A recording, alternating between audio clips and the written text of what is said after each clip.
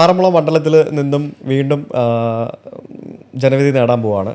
താങ്കളുടെ മുമ്പിലിരിക്കുന്നത് താങ്കൾക്ക് അടുത്ത ജനവിധിക്ക് എന്താ പറയുക, വോട്ട് ചെയ്യണം. അല്ല, വോട്ട് ചെയ്യാൻ വേണ്ടി 5 വോട്ട് എൻ്റെ വീട്ടിലുണ്ട്, ഞാൻ പറഞ്ഞല്ലോ. എന്നെ എങ്ങനെ കൺവിൻസ് ചെയ്യും? നമ്മുടെ ഏറ്റവും വലിയ മണ്ഡലമാണ് ആറന്മുള. 12 പഞ്ചായത്ത് ഒരു മുനിസിപ്പാലിറ്റിയാണ്. നമ്മൾ ഒറ്റ റോഡ് BMNBC ടാറിങ് ചെയ്തത് ഉണ്ടായിരുന്നില്ല നമ്മുടെ മണ്ഡലത്തിൽ. ശരിയാണ്. അപ്പോൾ നമ്മുടെ കോഴഞ്ചേരി ആശുപത്രി, അതുപോലെ നമ്മുടെ ജനറൽ ആശുപത്രി, ഇങ്ങനെയുള്ള കാര്യങ്ങൾ. നമുക്കൊരു സ്റ്റേഡിയം ഉണ്ടായിരുന്നു പത്തനംതിട്ട, പക്ഷേ സ്റ്റേഡിയം ഒന്നും ഇല്ലായിരുന്നു. എന്നുവെച്ചാൽ ഇപ്പോൾ സ്റ്റേഡിയം നിർമ്മിക്കുകയാണ്. അപ്പോൾ ഇങ്ങനെ ഇൻഫ്രാസ്ട്രക്ചർ, സ്കൂളുകൾ, നമ്മുടെ കോഴഞ്ചേരി സ്കൂൾ ഓർക്കുന്നുണ്ടോ? ഗവൺമെൻറ് സ്കൂളുണ്ട് അവിടെ, നമ്മളെ മാറിയിട്ടുണ്ട്. അപ്പോൾ കോഴഞ്ചേരി സ്കൂള്, ഞാൻ കോഴഞ്ചേരി ചുറ്റിപ്പറ്റിയുള്ളത് മാത്രം പറയുവാണെങ്കിൽ, അപ്പോൾ കോഴഞ്ചേരിയിലുള്ള ഇപ്പോൾ കീഴേരിയിലൊക്കെ ഉള്ള റോഡുകൾ അപ്പോൾ 0 ആയിരുന്നു ആദ്യം 10 വർഷം മുമ്പ് BMNBC ചെയ്ത റോഡുകൾ. ഇന്ന് ആ BMNBC ചെയ്ത റോഡുകളുടെ എണ്ണം 63 ആണ്. ചെറുതും വലുതുമായിട്ടുള്ള എല്ലാ റോഡുകളും BMNBC. നമ്മൾ 4 പാലങ്ങൾ പ്രധാനമായിട്ടും, പിന്നെ ചെറിയ പാലങ്ങളും ഉണ്ട്. ഈ പമ്പയുടെ ഡൗൺ സ്ട്രീമിൽ ആറന്മുള ക്ഷേത്രം, നമ്മുടെ വള്ളംകളി നടക്കുന്ന ആറന്മുള ക്ഷേത്രത്തിന് താഴെയിട്ട് അഞ്ഞിലിമുട്ടിക്കടവ് പാലമാണ് ആദ്യം നിർമ്മിക്കുന്നത്. പിന്നെ കോഴഞ്ചേരി പാലത്തിലേക്ക് വന്നാൽ, കോഴഞ്ചേരി പാലം 2019 ബഹുമാനപ്പെട്ട അന്നത്തെ മിനിസ്റ്റർ ഉദ്ഘാടനം ചെയ്യുന്നത്, G. സുധാകരൻ മിനിസ്റ്റർ. അത് കിഫ്ബിയിലൂടെ അന്നത്തെ ധനകാര്യ വകുപ്പ് മന്ത്രി ബഹുമാനപ്പെട്ട ഡോക്ടർ തോമസ് ഐസക് അനുവദിച്ചതാണ്. അതിനുശേഷം 2020 കോവിഡ്, 2019 18 ചെയ്യുന്നത്. 18 ഉദ്ഘാടനം കഴിഞ്ഞ ഉടനെയാണ് മഹാപ്രളയം വന്നു. അപ്പം നമ്മളെല്ലാം ആ പാലത്തിൻ്റെ അവിടെ ചെന്ന്, അന്ന് കോഴഞ്ചേരിയിലുണ്ട്. എൻ്റെ വീട്ടിലൊക്കെ വെള്ളം, എൻ്റെ കല്യാണത്തിൻ്റെ ഒരാഴ്ച മുമ്പാണ് പ്രളയം വന്നത്. അതെ, അത് നമുക്ക് ഒരിക്കലും മറക്കാൻ പറ്റുന്ന ഒരു കാര്യമല്ല. അവിടെ മുഴുവൻ വെള്ളമായി. പാലത്തിൻ്റെ തൊട്ടില്ല എന്ന് പറഞ്ഞിട്ടാണല്ലോ ഒഴുകിയത് വെള്ളം. അതായത് അത്രയും ഉയർന്ന് പമ്പ കരകവിഞ്ഞ് ഒഴുകി. ഞാൻ ഓർക്കുന്ന അന്ന് നമ്മുടെ ഈ ബോട്ട് വരുമ്പോഴേ, ഈ കൊല്ലത്തുനിന്ന് തിരുവനന്തപുരത്തുനിന്നല്ലേ ബോട്ട്, കടൽ അവർക്ക് പരിചിതമാണ്, പക്ഷെ പുഴ പരിചിതമല്ല. അപ്പോൾ പുഴ എങ്ങനെയാണ് സ്വഭാവം എന്നുള്ളത് അറിയില്ല. ഇത് പുഴയാണോ അല്ല കരയാണോ എന്നറിയാത്ത നിലയിലാണ്. നമ്മൾ കോഴഞ്ചേരി പാലത്തിൻ്റെ അവിടെ നിന്ന് ബോട്ട് റെസ്ക്യൂവിന് വേണ്ടിയിട്ട് അങ്ങ് താഴേക്ക് വിടാൻ ശ്രമിച്ചു. അതുപോലെ സെൻറ് തോമസ് സ്കൂളിൻ്റെ അതുവഴി താഴേക്ക് പോകത്തില്ലേ, ഒരു സെൻറ് തോമസ് അല്ല മർത്തോമസ് സ്കൂളിൻ്റെ അതുവഴി താഴേക്ക് പോകുന്ന ആ ഭാഗത്തൊന്നും നമുക്ക് അടുക്കാൻ പറ്റത്തില്ലായിരുന്നു. കാരണം വെള്ളം ഭയങ്കര ശക്തിയായിട്ട് അവിടെ ഒഴിക്കുന്ന സമയമായിരുന്നു. അപ്പോൾ ഞാൻ പറഞ്ഞ ആ മഹാപ്രളയം, പിന്നീടുള്ള പ്രളയം, പിന്നെ കോവിഡ്, അതൊക്കെ വന്നിരുന്നു. അപ്പോൾ നിർമ്മാണം ഇത് ചെയ്തു. പക്ഷെ നമ്മൾ കേസുകൾ ഏതാണ്ട് 3-4 കേസുകൾ കോഴഞ്ചേരി പാലവുമായിട്ടുണ്ടായിരുന്നു. 3.5 വർഷം ഹൈക്കോടതി തന്നെ കേസുണ്ടായിരുന്നു.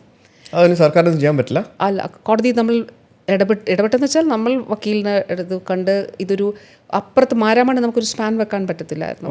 തർക്കം, പുറമ്പോക്ക് വസ്തുവാണ്, പക്ഷേ തർക്കം, അത് അവിടെ നിന്ന് ഒഴിപ്പിക്കാൻ കഴിയില്ല എന്നുള്ള നിലയിൽ തർക്കം.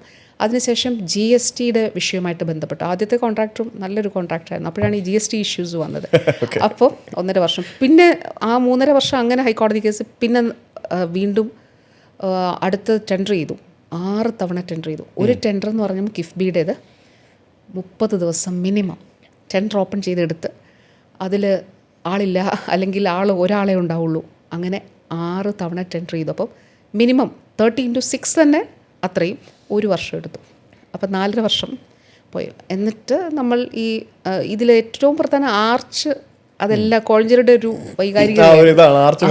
അതെ, കോഴഞ്ചേരി എല്ലാവർക്കും ഒരു വൈകാരികതയായിരുന്നു. കാരണം പ്ലെയിൻ പാലം പോരാ, വേണം, നമ്മുടെ പഴയ കോഴഞ്ചേരി പാലം പോലെ വേണം എന്നുള്ളത്. അതുകൊണ്ട് നമുക്ക് കൂടുതൽ സമയമെടുത്തു. മറ്റു പാലമായിരുന്നു നമുക്ക് നേരത്തെ ഇപ്പം തന്നെ തീർന്ന് പോകുമായിരുന്നു. പക്ഷേ ആ സ്പാൻ, ഈ ഏറ്റവും ഒടുവിലത്തെ ഒരു തടുക്കത്തെ ഇതാണ് നമ്മൾ ഏറ്റവും ഉദ്ഘാടനം തീരും. പാലം തീരും, തീർന്നാൽ കുറച്ച് വോട്ടോടെ കിട്ടും. പാലം തീരും.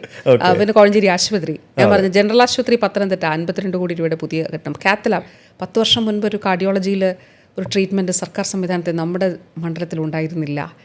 ഇന്ന് 8,000 ഇൻ്റർവെൻഷൻസ് നടന്നു.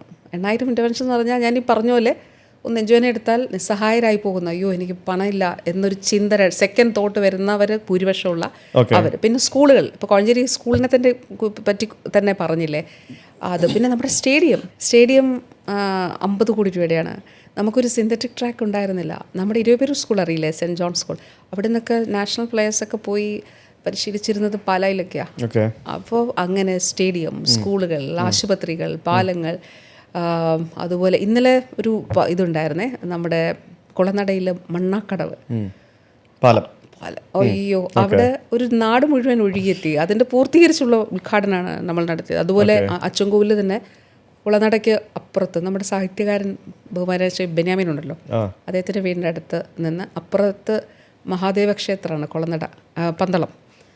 100 വർഷം മുമ്പുള്ള ആവശ്യമായിരുന്നു ഇവിടെ ഒരു പാലം വേണം, ഇപ്പോൾ യാഥാർത്ഥ്യമാവുന്നു. അപ്പോൾ അങ്ങനെ വികസനം, അതോടൊപ്പം തന്നെ അടിസ്ഥാന സൗകര്യം, ഇതെല്ലാം യാഥാർത്ഥ്യമാക്കിയ ഒരു ഘട്ടമാണ്. അപ്പോൾ അതുകൊണ്ട് ആര് LDF-ൽ മത്സരിച്ചാലും ഇതാണ് 10 വർഷം മുമ്പുള്ള ആറന്മുളയും 10 വർഷം ഇപ്പുറമുള്ള ആറന്മുളയും. Yeah, there are a lot of changes. There are a lot of changes, yes.